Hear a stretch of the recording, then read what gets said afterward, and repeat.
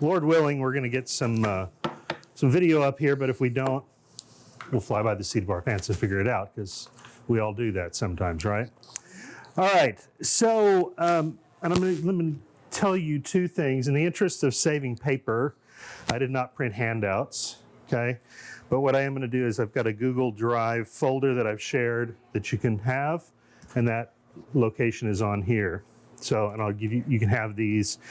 I'll also tell you that I've practiced law for a lot of years, and in the legal field we have a saying, which is plagiarism is the greatest form of flattery.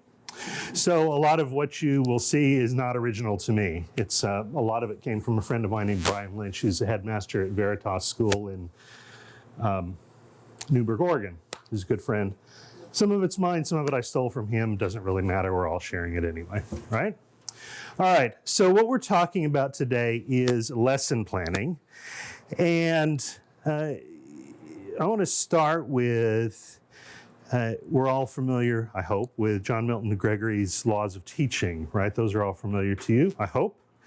A couple of those, anybody remember what the last three are? Anybody remember any of them? It's not because we all have them memorized, right, Austin? Yeah, you got them memorized. Okay. All right. Well, let me just help. Anybody remember those right off?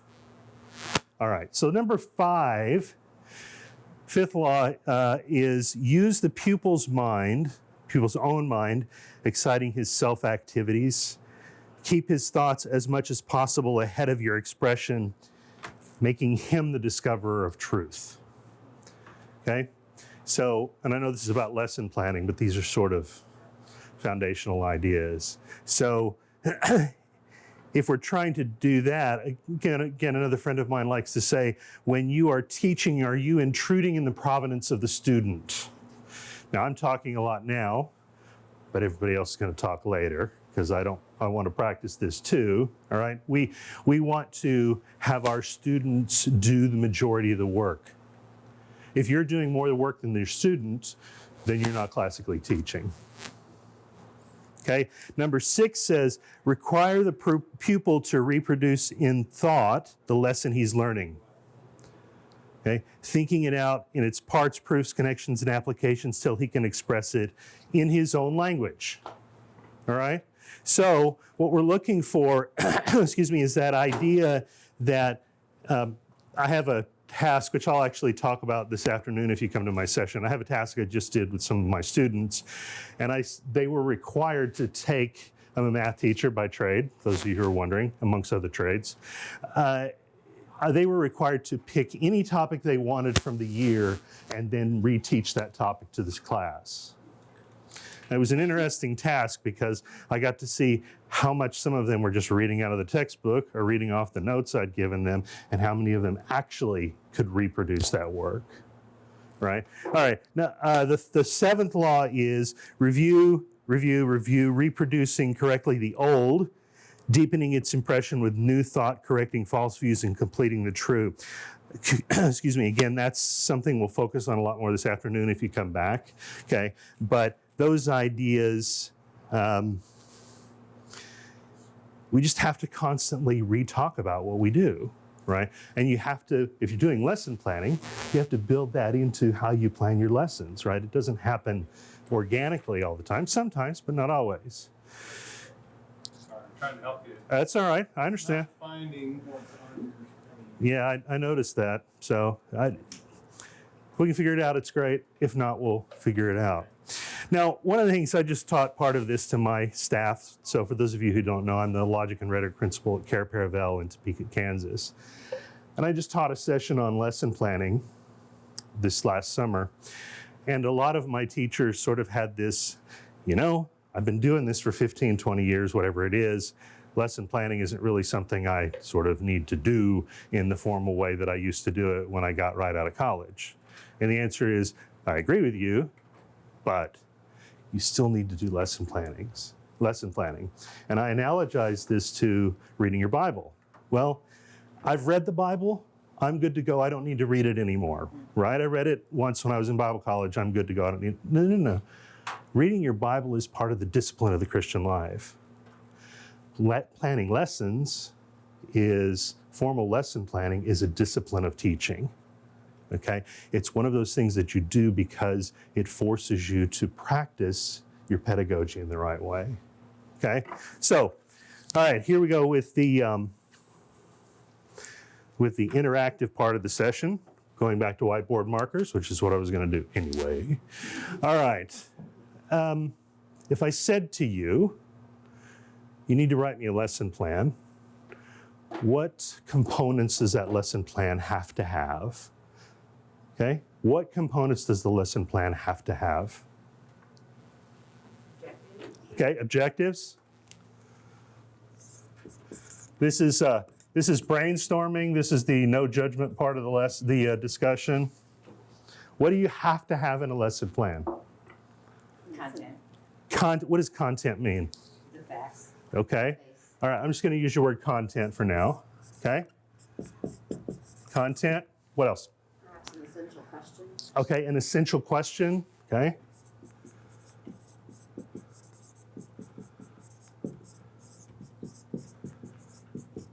All right, what else? Sorry? Formative assessment.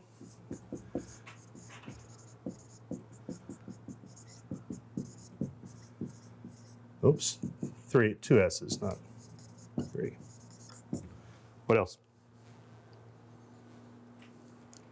Text. Text, okay, Text. okay.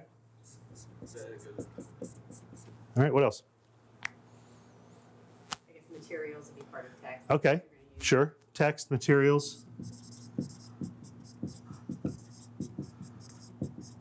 Okay, what else? Planned assignments. Sorry? Planned assignments. Okay, planned assignments.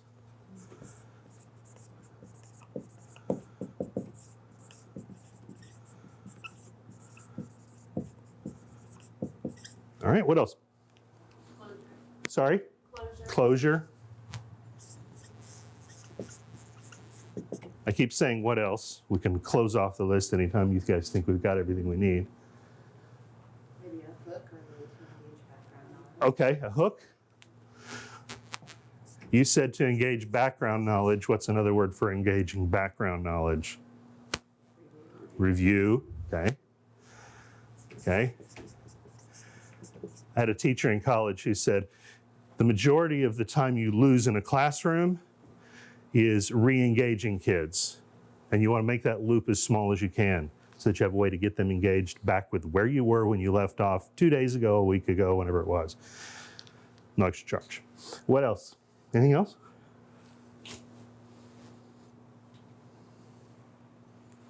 All right, so we have 9 things.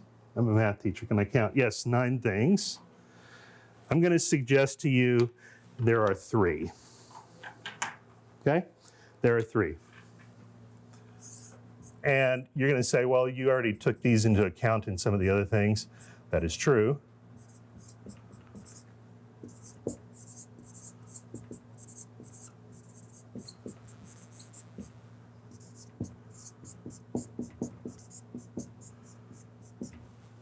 Objectives, assessment, and activity. I would suggest to you the lesson plans, not a suggest, I'll tell you, the lesson plans I expect from my teachers can be written on a single cell of a spreadsheet typically, because those are the 3 things I want. Okay? Objectives, now don't go back to your principal and say, well, Mr. Walker said this is all I have to do, because your principal may require something else, but I would suggest to you these 3 things take into account everything you need to know. Are these in process order? They're not in the order that you work through your lesson, are they? But I would suggest to you that they are the order that you should plan your lesson because they are in a priority order. Okay? So when I talk about objectives, okay, there's an acronym that we like to use sometimes. Anybody know what the acronym stands for? TSWBAT, for those of you who can't see the board from over there. Yeah, the student will be able to, okay? So objectives should be written how?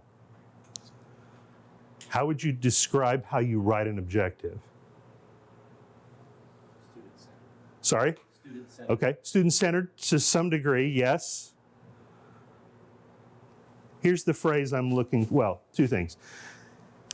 Clear vision of what you're trying to accomplish. Okay, clear vision of what you're trying to accomplish, learning, target, objective, whatever that, however you want to describe that, but it's a clear vision of that. Strong verbs. Okay, should be strong verbs.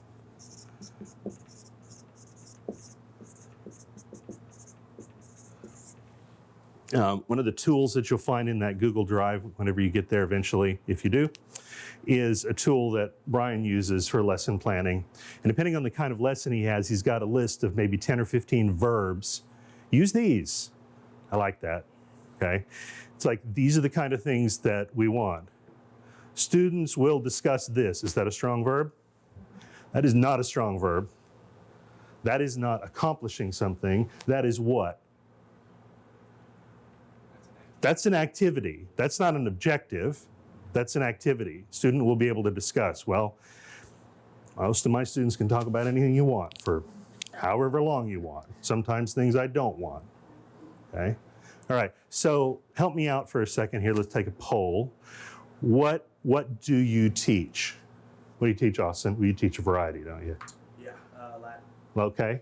What do you teach? Math and logic. Math and logic. Rhetoric, omnibus. Okay. You're a student. Great. You learn everything. History. History, Pete, and music. Sixth grade, so you teach everything again. Charlene? Untitled. So you're teaching I everything love too. this. Fantastic. Mary, what do you teach? Literature and writing. Okay. Kind of mix of everything. Okay, great. Board member. Sorry? Board member. Board member. Okay, so you teach the teachers then, right? Right. Right, okay, good. All right. So here's what I want you to do. I want you to write me one strong objective. I don't care what content you're teaching, doesn't matter. I want you to write, even if you're retired or you're a board member, I want you to write me one, or student, I want you to write me one strong objective for something that you expect to teach in the next week. Unless you're retired or a board member, and then, you can be creative, okay? One strong objective for something you expect to teach in the next week.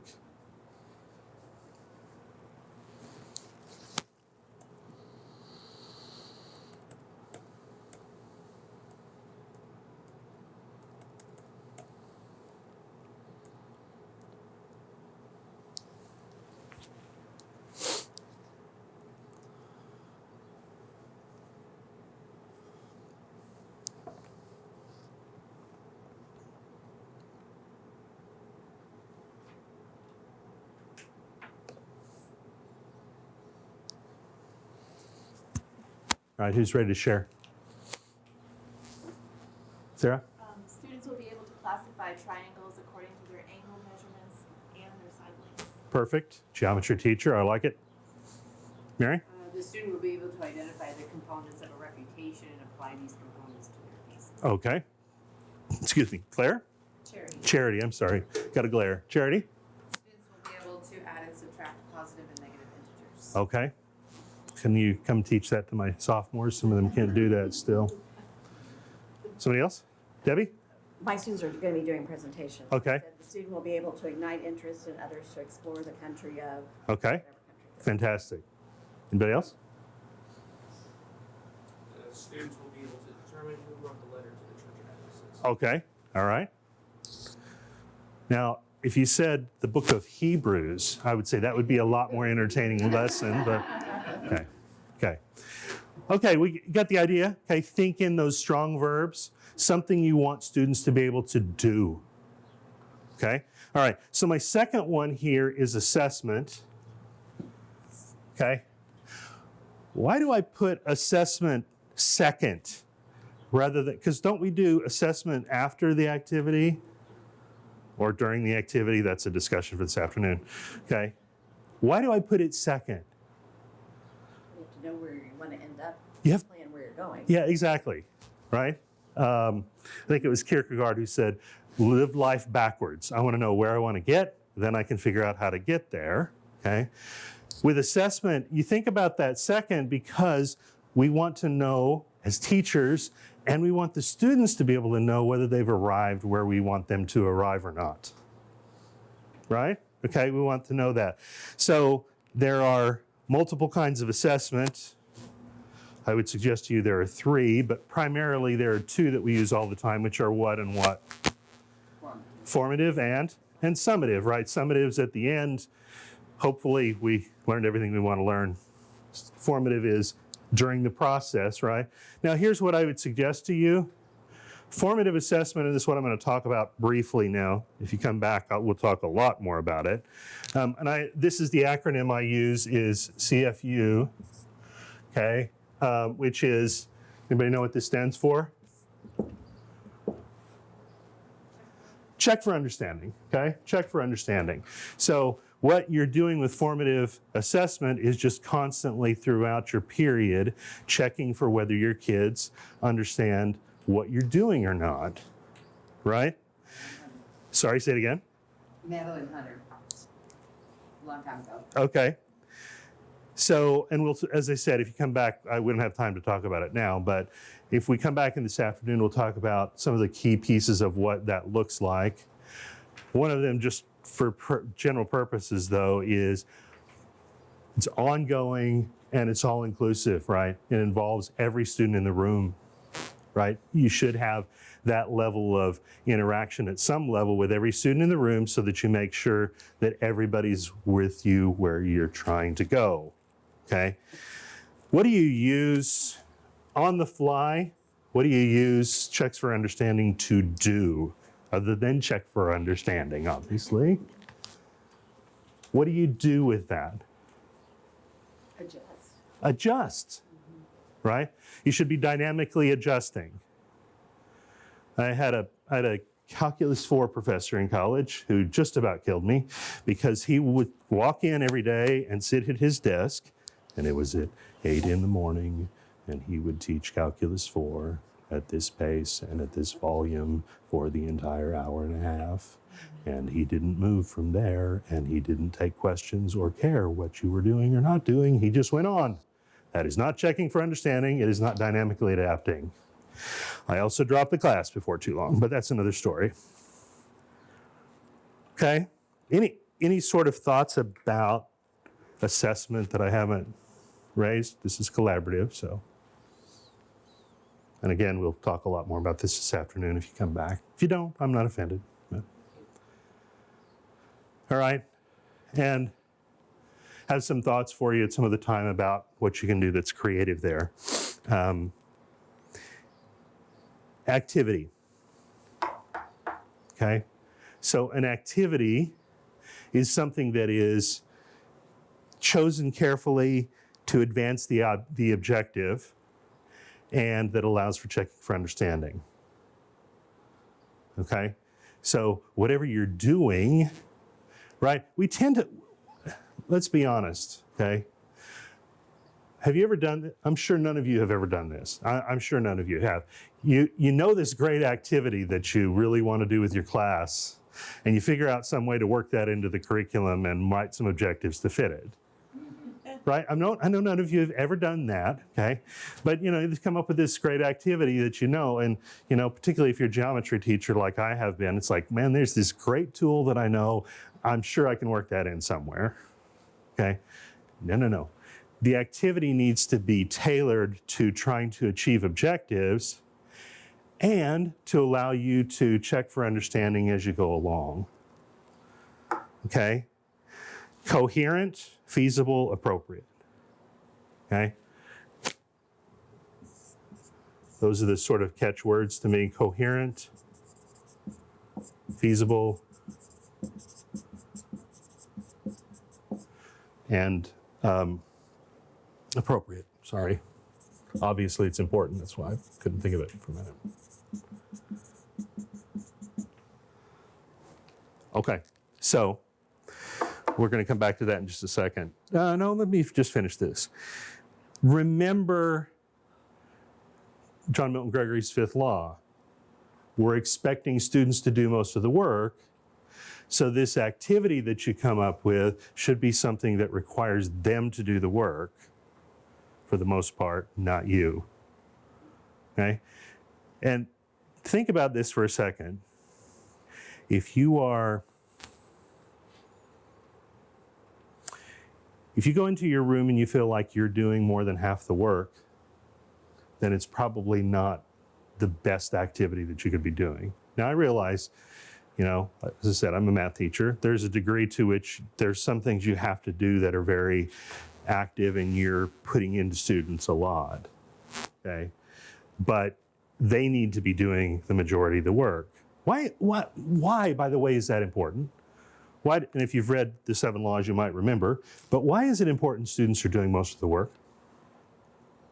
It's kind of sealing the information in their brain. Mhm. You're doing the work. Mhm. You already know the information, so you're just Yeah. trying to passively get them to grab onto it. Okay, yep, what else? Gives them ownership of the knowledge. Okay. Take ownership of what they're Mhm. learning. Yep. Okay. Those are both results oriented, which I like, but there's more. Oh, I was gonna say along with that, they have to know it in order to speak it out. They have to know it better. Right, they have to know it better, right? If you're going to teach this, you have to know it better than who you're teaching it to. Okay, what other thoughts about that? Why that's important? Well, it might ignite some interest and then they desire to delve deeper and to go off on a tangent to find out other related. Mm-hmm. Math teachers like that word tangent, so that's great. But you're all right? A friend of mine likes to say that classical Christian education is about igniting students' minds on their journey of self-discovery. Not self-discovery, but discovery of the true, the good, and the mutable. Not self-discovery. That would be the people on the other side of this discussion, okay? Right? It's about igniting their own fires for discovery. Okay? All right. What is there something I should... Oh! This is a culture thing, but it's related to activity. And that is, you want to create a culture in your room about students interacting with each other. Okay? So think about that for a minute. It's very easy for me to ask a question and for Charity to answer, or for Debbie to answer, or for Mary to answer, right? To talk to me. How do I encourage somebody else, somebody in the room to engage with each other as opposed to just with me? One thing I've done this year is my desks are in a circle. Okay. Not in rows. So Yep. they have to look at each other and they see someone smirk or, whatever to whatever they said or go, and they're like, what? And they ask a question Okay. and they can talk. They're looking at each other's faces so that they're more engaged with each other. than Okay. they are with me. All right. What else? Break it in groups, like, little smaller Okay. pairs. Okay. I just ask the questions and does anybody disagree with what so-and-so just said? Yeah. Okay. Yep. Does anybody disagree? My students hate me because I constantly say, I've worked with Sarah on a problem, and then I say, did she do it right? And they're like, well, if you ask, then clearly she didn't. No, that's not actually true, even vaguely. Okay. How do I convince you to talk to somebody else or to have your conversation with the room rather than just with me?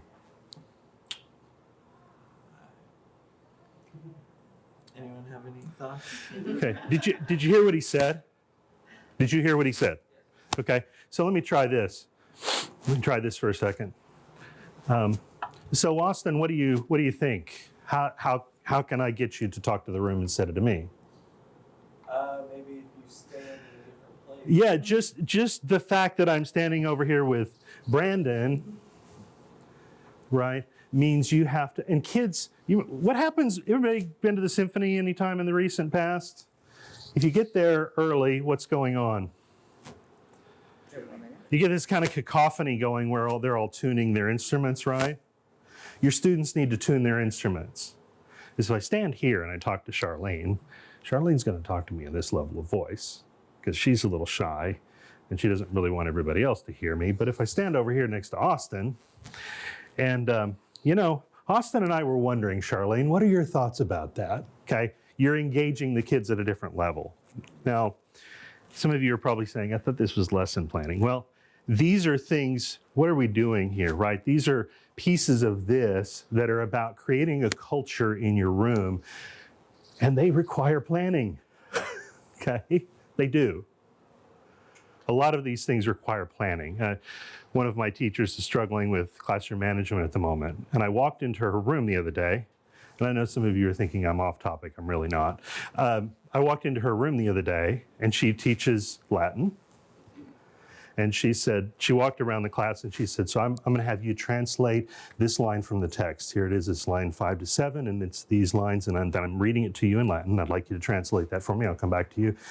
Reagan, I'd like you to translate this section. I'm going to read it to you, these 5 lines here. Okay, Debbie, these are you. What's happened over there by the time I got to Debbie? Because she teaches logic school students. What's happened? Austin's gone. Okay, he's somewhere else. And by the time I get over here to Mary, he's not even in the room anymore. His body might be here, but he's not in the room. Okay? So that's about transitions. And I know I'm verging into classroom management, but there's a reason. Okay? And I said to her, you have to plan that. This is micro planning. I understand that if I disengage with Austin for more than about a minute, he's going to be gone. So I have to plan those things. This is all part of this idea, okay? So checking for understanding, for some of us it's fairly intuitive, but for the most part it doesn't happen in a vacuum. It doesn't happen without planning, right? Okay. So I've got more to talk about, but we're going to pause for a second. And this is what I want you to do. So you have all written an objective. Some of you shared, some of you didn't. But you've all theoretically written an objective. I would like you now to take that objective and write how you're going to assess that, not summatively, not the test at the end, not the presentation, how you're going to assess that on the fly, okay?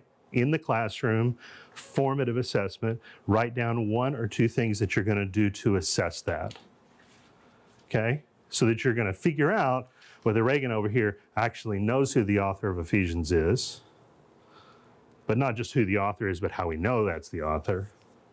Just picking on you, but okay. And when you're done with that, then I want you to write what the activity is that you're going to do to get from here to there. Okay? I'll give you a couple minutes.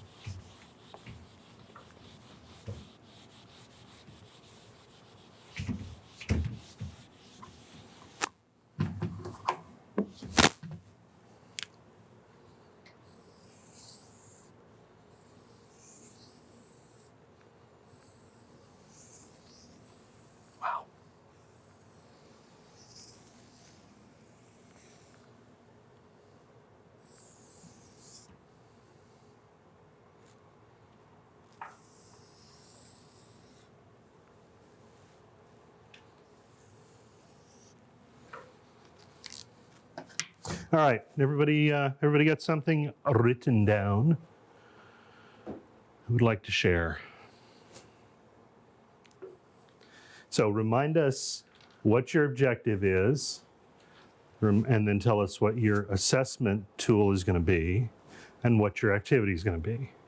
And you have no more than 30 seconds, preferably 15, because this needs to be brief. I can go, but I am. Thank you, very Debbie. Open to Oh, that's great. people giving me hints. Feedback, yeah. So my students are doing a PowerPoint presentation on a country of their choice to tell us like the 5 top things they would visit, what Uh-huh. cultural faux pas they need to avoid, foods they want to try, basically convince us to take a trip there. Okay. So I have a rubric that I'm filling out madly as they're presenting. So in thinking about having the students engage, perhaps have the students also filling out a type of rubric as they're watching the presentation, not necessarily assessing if the student met all of the criteria, but what is it that the student, like what was the place that most made them want to visit, that they'd be willing to spend money on, and assess if they felt the presentation was persuasive, I guess. in Okay. Convincing them to visit that country. Okay. Can you remind us what your objective was for the lesson? Yes, the objective was to, the student will be able to ignite interest in others to explore the country that they are presenting. And how are you assessing whether that's occurred or not? Based on what, if the students are willing to spend their own money to visit. Okay. Would they All right. go on their bucket list? Okay. All right. Anybody? Feedback, please. Yeah, I was going to say, anybody want to sort of comment on what that, how that meets the, and I know I just erased it, but how that meets the sort of 3 things we want to do?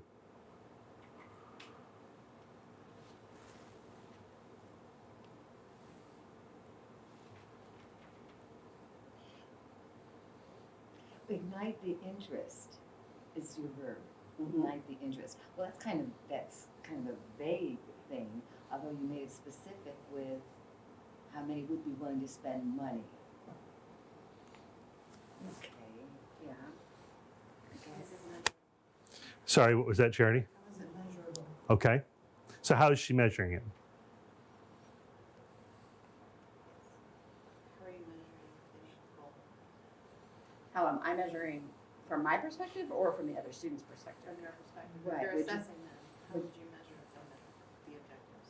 So would you just need 2 or 3 to say that I would like to go there, or 5 or 30 or? I hope you don't have 30 in your classroom. No, I don't. Probably not. Yeah. Okay, well, I understand. Yeah. Okay. Thank you, Debbie. Sure. Somebody else want to go out on a limb here? Austin? The objective would be the students will be able to decline a first declension Latin noun. Okay. The assessment would be, like a formative assessment would be me gauging the student's ability to do that through the whole class. Reciting the activity would be chanting the noun. Okay. So I would Okay. have to just assess that based on participation. Okay. Okay. How about that? Feedback for Austin. So the activity is the chanting. Yep. And the assessment is just you. Yeah, I was having trouble with the assessment because it's just me gauging student participation, whether they're getting it, grasping it. So let me ask you a question. Can you do that? Yes, I think so. Yeah. Yeah. My wife and I were having this conversation. She teaches 2nd grade, and they do recitation all the time, and she has to evaluate. And it's sort of more summative, to be honest, although there's a formative nature to it. She has to evaluate. Okay, was Charlene actually doing the conversation? Was Brandon actually talking? Or was he just doing this? Because nobody would do that, you understand? But okay. Okay, so an experienced teacher can do that, right? You can assess in that way. Okay, other feedback for Austin?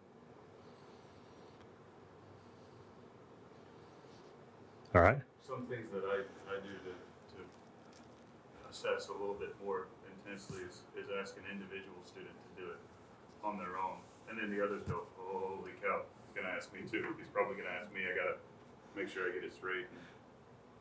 So, sorry, I can't read your name, Pat. Oh, I'm sorry. Bray. So, Bray, tell me, do you take volunteers for that? No. No, right? You're just calling on people, Yes. right? Okay, yeah. Why do, As random as I can make them think it is. It's why do you do that? to put light a little fire Yeah. underneath each of them, and make sure they're paying attention. Some of them, they tend to run in gangs at times. Right. So, Yep. you get one of their attention, Yep. they'll alert the rest and Yep. step in line. Yeah. So when you're asking a question in your class, do you ask the question prefaced by the name, or do you put the name at the end? At the end. I tend to put it at the end. Matt? I would put it at the end. Okay, yeah, right. Why are you putting it at the end?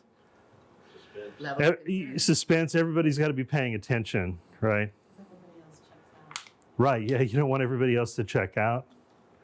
I practiced law for 15 years. Law school was an interesting Socratic experience. Less for me than for some of my colleagues, but because I had teachers who you've seen The Paper Chase or something like that, some of you, it's probably a little old for most of you, but classic law school classroom, talk about classical education. Here's 5 cases we will discuss tomorrow, right? And then what happens, you come in and I just decide as the instructor, well, right now I'm going to ask Charity this question and we have a discussion about it. And you never know who they're going to pick on the given day. Unless you're like me and you go, I'm just going to sit here and pretend like I don't know this material. I'm going to act like I've got my head buried in the book because then they'll pass me up. No. You're definitely going to get called on then, right? And I had one professor who said, okay, tomorrow, Mary and Brandon and Matt are going to be the experts on this section. What does that do for Austin and Reagan and Debbie and Bray? That's us on the hook. Yeah, you got, okay, I'm off the hook tomorrow. I'm good to go, right? Yeah. I never thought that was a great idea, but anyhow. All right, anybody else want to share their sort of, Give me mine. Sarah? Mine was on the triangles. And so after can you remind me your, classify triangles according to their measurements or side lengths. right, okay? So after they learned the definitions and Right. rules, I was gonna present like a diagram or picture of the triangle, Mhm. and they had whiteboards that they would all hold up with the 2 names. So Yep. it'd be easy to just see very quickly. Look at the room, figure out whether they've got them. Mm-hmm. Okay, good. Sorry, spoiled it. Anybody have thoughts about that idea? Giving her feedback?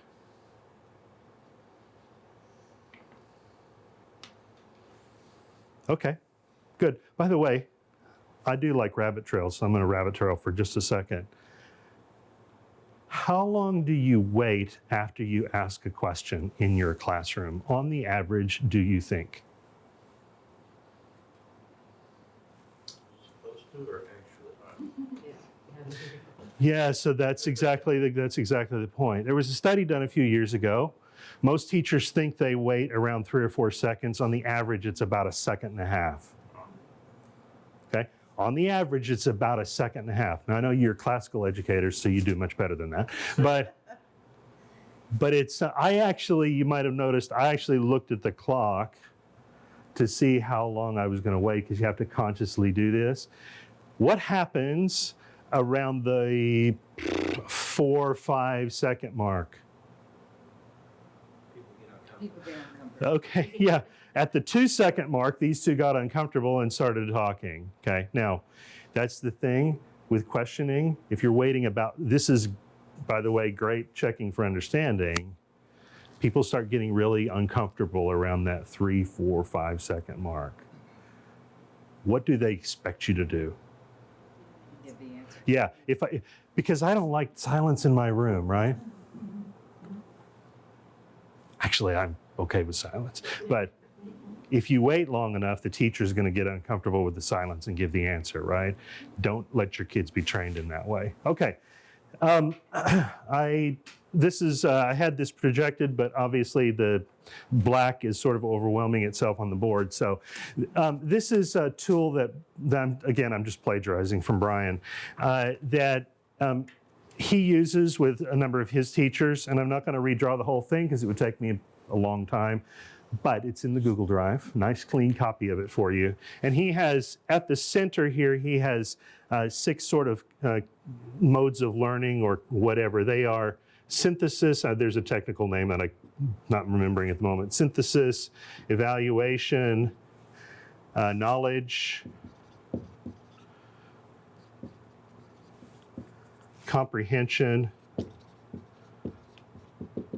This is a planning tool. Okay, comprehension, application, and analysis. Well, that's Bloom's taxonomy. It is. It's Bloom's taxonomy. Okay, but from a classical perspective, you can realize that these are more oriented toward rhetoric. These are more oriented toward grammar. These are more oriented toward logic. So as rhetoric teachers, we never use these, right? No, we're using them all. Should grammar teachers be using rhetoric tools? Yeah, they should. Less so, okay? And what he does with this, and as I said, I'm not going to sort of get into all the detail of it, but what you see in this is he's got then here, the students will be able to, and he has a list of, 12 or 15 verbs, okay? If you were thinking about synthesis, what kind of verbs would you use for your objectives? Popcorn, what do you got? Throw it out. Create. Compose. Build. Perhaps, yep, could be build. Other people want to throw out ideas? Sorry? Forge. Mint? No, I'm just kidding. Okay. All right, here are the words he's got. Recombine, compile, compose, create, design, explain connections, generate, modify, organize, plan, rearrange, reconstruct, reorganize, revise, rewrite, summarize, right? Synthesis is sort of some of those ideas. Evaluation, what do you think if you're asking for them to evaluate, what sort of strong verbs might you use? Sorry? Judge. That's not on his list, but I like that one. Determine. Think stronger than those. Critique. That one I like. What else?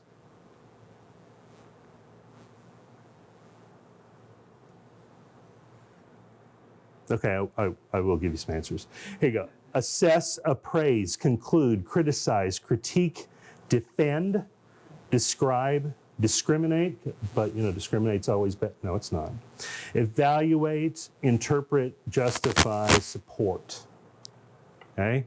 So if you're thinking about those sort of strong verbs, those are the sort of things you might see in this rhetoric area. Now, then what's the next ring out?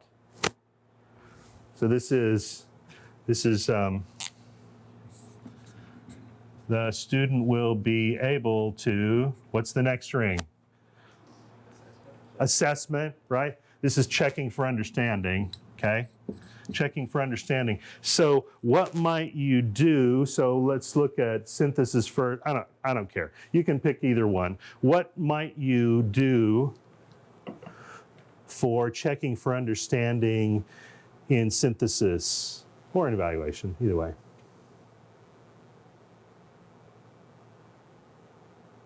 Remember, we're not doing knowledge or comprehension. We're evaluating, we're determining their ability to synthesize or evaluate.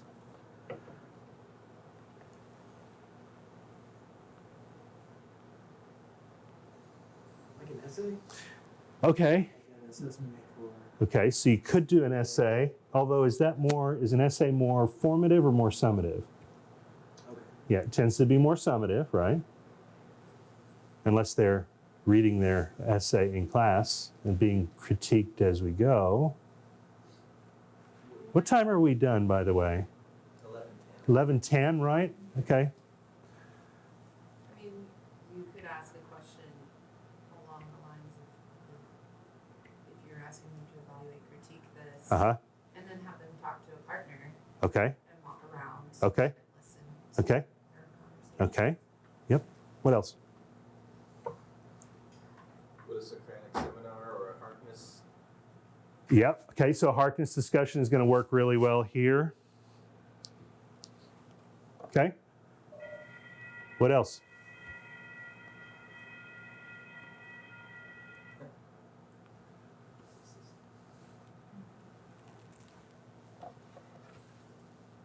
All right, how about this?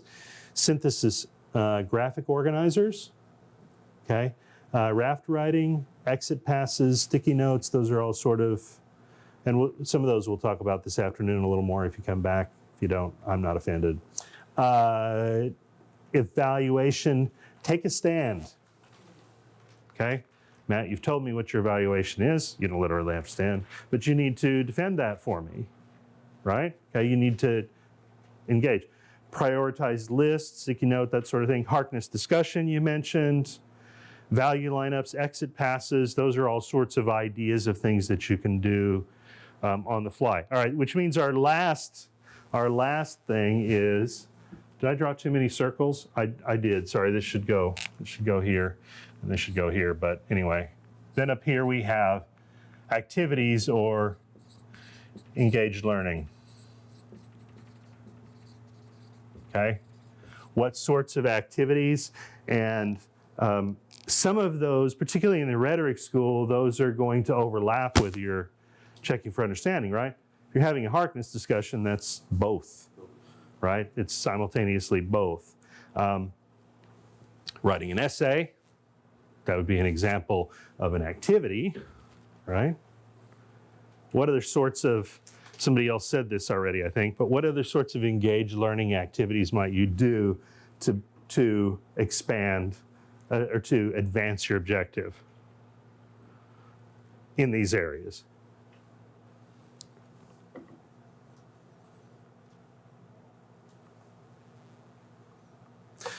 Well, one thing we did last month, we were reading Macbeth, Uh-huh. and I had them, before we did an actual test, I had them take their favorite scenes and just act them out in front of the class. Okay. To make sure that, because I wanted to make sure they understood the language and understood what was going on. Yeah. Now I like the activity. I do. Although, tell me which one of these it fits into. Is it really evaluation and synthesis? It might be, depending on your kids, depending on where you are, might be some of the other things, depending on which you can do more than one at a time, just so we're clear. Okay. All right. So this tool, which as I said, is in the Google Drive and clean copies. Brian's also got a couple of sort of ones that he's marked up. His handwriting is probably worse than mine, so I'm not sure how legible it is. But the way he does this is he would take these diagonals and write on it what the content is that he's trying to talk about in a given period. Okay, so for example, let's say the causes of the French Revolution.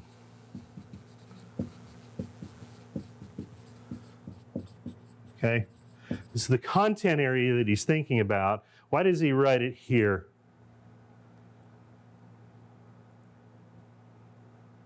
Not on the line. Why did he put it on this line as opposed to this line or that line? Sorry? Which objectives he wants. Yeah, what kind of thing is he doing? He's doing, this is about analysis, right? He's analyzing, or is he analyzing? No, he wants the students to analyze. He wants the students to analyze the causes based on information they know or have learned or whatever. And then he builds from that. What are my objectives? What is my assessment? And what are the activities that are going to help me get there? Okay. All right.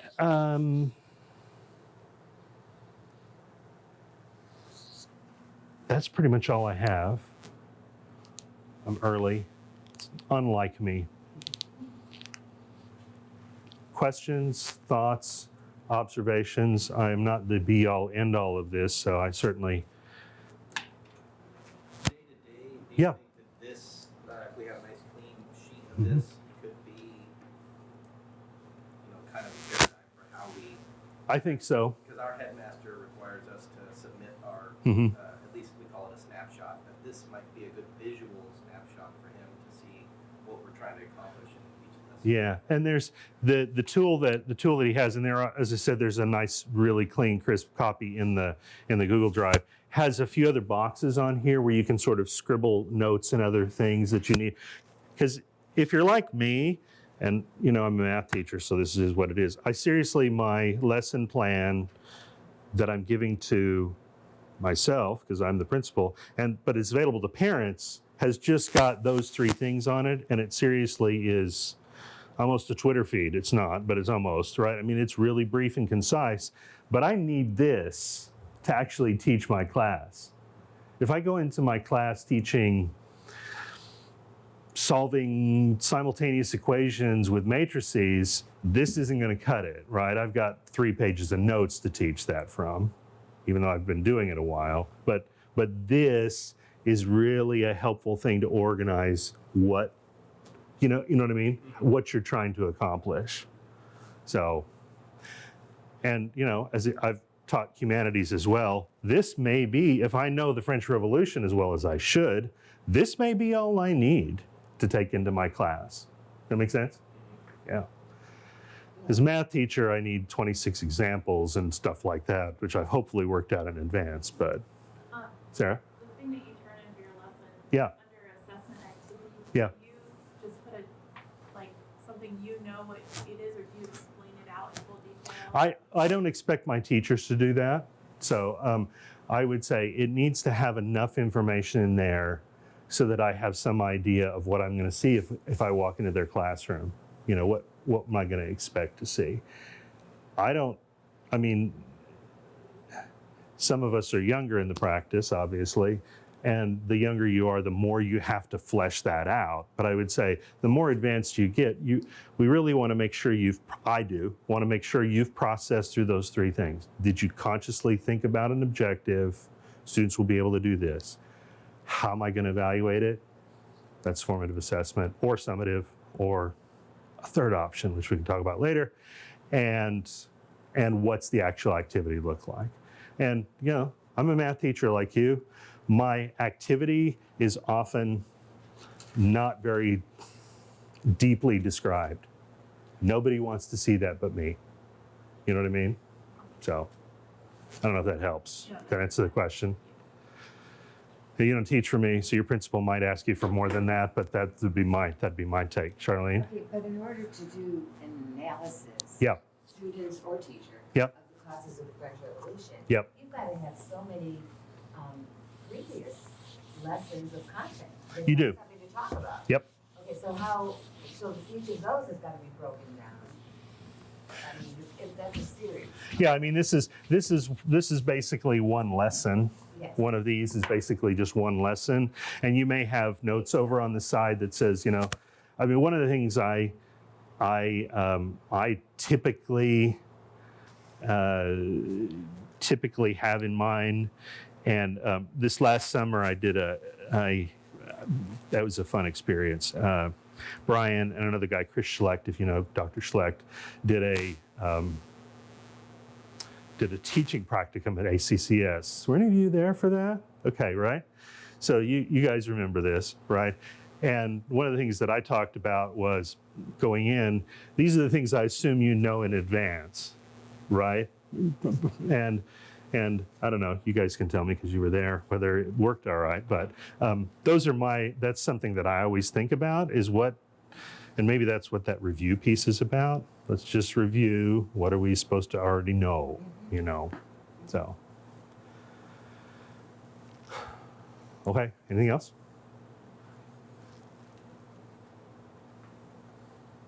You did a great job in the Thank you. Yeah. Thank you.